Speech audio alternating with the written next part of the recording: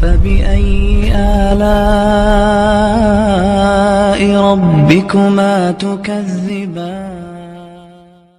رہا یہ مسئلہ کہ فرشتے ہمیں نظر کیوں نہیں آتے، تو بھائی اللہ نے ہمیں ایک محدود علم دیا ہے.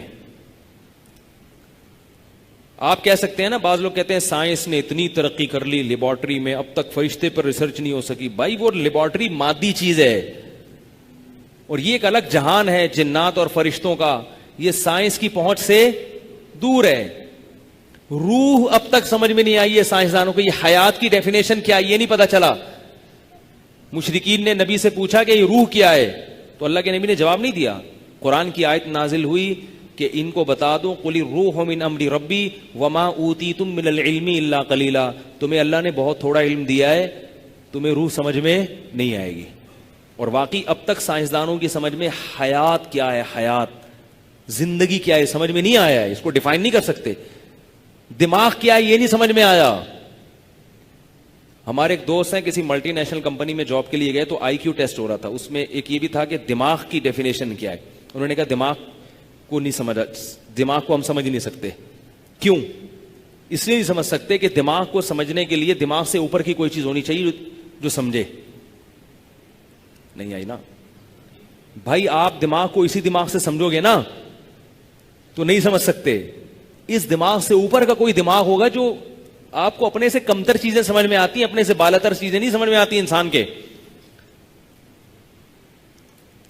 بھائی آپ سے کوئی کہے کہ اپنے سر کے اوپر دیکھو کیا رکھا ہوا ہے، دیکھ سکتے ہو آپ آنکھ سے؟ آنکھ کے سامنے جو چیز آ رہی ہے، سائڈوں پہ جو چیز آ رہی ہے، نیچے جو چیز آ رہی ہے وہ دیکھ سکتے ہو. سر پہ کتنے بال رہ گئے ہیں یہ پبلک بتاتی ہے آپ کو. ٹھیک ہے نا، یہ لوگ بتاتے ہیں. یا شیشے سے شعائیں منعکس ہو گئے، لیکن شیشہ بھی نہیں بتاتا. جب آپ سر نیچے کر کے دیکھو گے تو وہ شعائیں آپ کی ٹنٹ سے ٹکرا کے واپس چلے جائیں گے، آنکھ میں نہیں آئیں گے، تو اس کے بہت سارے شیشے لگانے پڑیں گے. تو آنکھ سے ہماری صلاحیتیں اتنی کم ہے کہ آنکھ سے ہم سر کے اوپر نہیں دیکھ، اپنا سر ہے حالانکہ.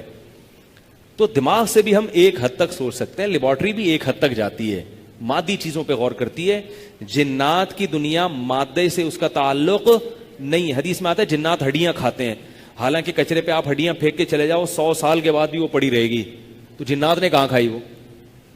اس لیے علماء کہتے ہیں وہ ہڈی اس شکل میں نہیں کھاتے، وہ ہڈی سے کچھ نکلتا ہوگا جو اللہ ہی بہتر جانتا ہے. کوئی گیسز ہوتی ہوں گی یا کوئی انرجی ہوتی ہوگی جو جنات کو اس سے انرجی ملتی ہے. گوبر سے جنات کو انرجی ملتی ہے، ہڈیوں سے انرجی ملتی ہے، تو ملتی ہوگی، کچھ نہ کچھ ہوگا ان کا. تو فرشتے تو نورانی مخلوق ہیں، وہ تو ایسے ہوا میں اچھلتے جاتے ہیں کہ سیکنڈوں میں یہاں سے وہاں اور وہاں سے یہاں. تو اب لوگ جنت کا، بعض لوگوں نے کہا کہ جنت جو ہے نا بس یہی ہے، جنت یہ جو دنیا نظر آ رہی ہے، کیونکہ انہوں نے کہا یار جنت الگ سے پتہ نہیں کہاں ہوگی، کہ آکسیجن تو ہے نہیں. تو اللہ نے بتایا کہ بھائی اس دنیا سے 10 گنا بڑی جنتیں ہیں، تو ظاہر ہے اس زمین پہ تھوڑی سما سکتی ہیں وہ جنتیں ہیں، بس اللہ نے بتا دیا. ہماری مثال ہے کنویں کے مینڈک کی.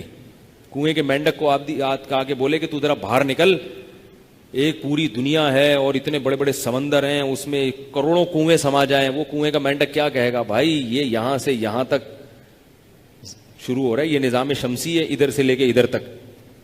اور وہ والا جو ڈپارٹمنٹ ہے جہاں پر کیچوے رہتے ہیں وہ ایک الگ دنیا ہے، وہ 7واں آسمان ہے. تو وہ کنویں کا مینڈک کیا سمجھے گا؟ بھائی یہی ہے. اس کو آپ 1000 دفعہ بتائیں بھائی یہ کچھ بھی نہیں ہے، وہ کہ کہاں ہے، نظر تو آ نہیں رہا. کیا اوپر دیکھو، کیا اوپر تو آسمان ہے. بھائی اس سے باہر نکل کے دیکھو، کہے گا مرواؤ گے کیا باہر نکل کے دیکھوں میں؟ اس سے تو باہر نکل ہی نہیں سکتے ہم. تو اللہ نے جنت بنائی، جہنم بنایا، بہت کچھ بنائی ہے چیزیں اللہ نے. تو ہمیں بتا دیا کیونکہ ہمارے پاس اس کے برحق ہونے کی مستند دلیل ہے. وہ دلیل کیا ہے؟ اللہ نے بتایا تو ہم مان لیں گے. اللہ اس کے رسول نہ بتاتے یا مشاہدہ نہ ہوتا تو ہم نہیں مانتے. پھر تو یہ مطلب نہیں ہے کہ ہر عقل کے خلاف چیز، بے عقلی والی چیز کو آپ کسی کے کہنے سے مان لیں، ایسا بھی نہیں ہے. کوئی دلیل ہونی چاہیے.